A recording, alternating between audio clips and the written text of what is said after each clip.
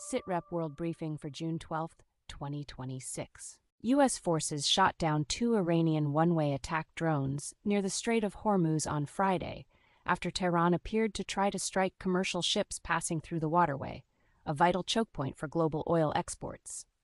The latest exchange followed several days of widening attacks in and around Iran, with satellite imagery showing that more than 50 Iranian military bases have been damaged by U.S. strikes since the war began. Analysts identified damage to Iranian jets and warships, while Trump separately said the United States would seize and control Karg Island and other key oil facilities. Karg Island is central to Iran's oil exports, and any move against it would raise the stakes well beyond battlefield targets by threatening a core pillar of the Iranian economy and the security of shipping lanes linked to the Strait of Hormuz. President Donald Trump said in Washington on Thursday that a peace arrangement with Iran was close and that he had halted plans for fresh military strikes, presenting the pause as part of a possible settlement to end the war. Trump described the prospective outcome as a settlement and said it could be finalized within days.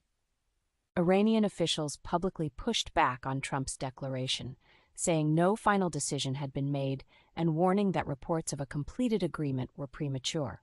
Tehran said nothing had been finalized, leaving a gap between Washington's public optimism and Iran's more cautious position. The mixed messages matter because the United States and Iran appeared to be testing whether battlefield escalation could be converted into a negotiated stop before a wider regional war takes hold. Washington's decision to pause new strikes suggested the White House wanted to preserve room for talks, but Tehran's refusal to confirm an accord indicated that any ceasefire extension or formal deal would still depend on unresolved terms, credibility, and enforcement.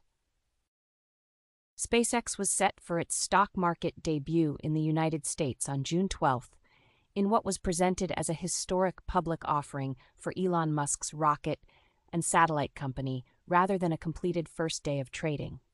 The planned listing drew intense attention because SpaceX has grown from a 2002 startup into one of the world's most influential private space businesses, launching rockets, supplying satellites, and carrying NASA missions.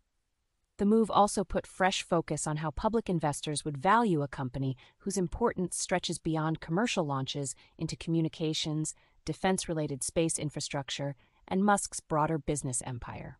The attention around the planned debut was amplified by comments from Tom Mueller, identified as one of SpaceX's founders alongside Musk and described as employee number 1.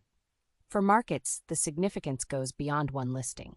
A successful flotation could reshape appetite for large-scale space and technology offerings in the United States, while any stumble would test whether investors are willing to pay premium valuations for a company tied closely to Musk's ambitions and reputation. Because SpaceX sits at the center of launch services, satellite networks, and government contracting, its entry to public markets was being treated as a major moment for both Wall Street and the commercial space sector. Authorities in the Democratic Republic of Congo stepped up their Ebola response in the country's east by launching a stronger public information campaign and expanding community outreach as the outbreak spread and false claims complicated containment efforts. Health officials focused on countering mistrust that has circulated online and in local communities, while volunteers and motorcycle taxi drivers carried prevention messages through affected areas in Eastern Democratic Republic of Congo.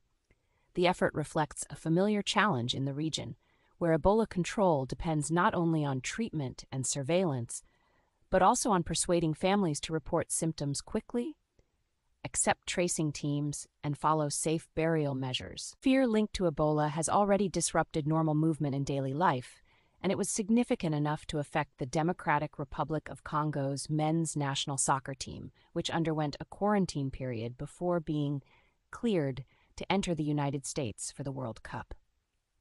Once transmission expands and public confidence weakens, the crisis can spill into transport, international travel, and the country's global sporting representation, as well as the immediate public health response in Eastern Democratic Republic of Congo.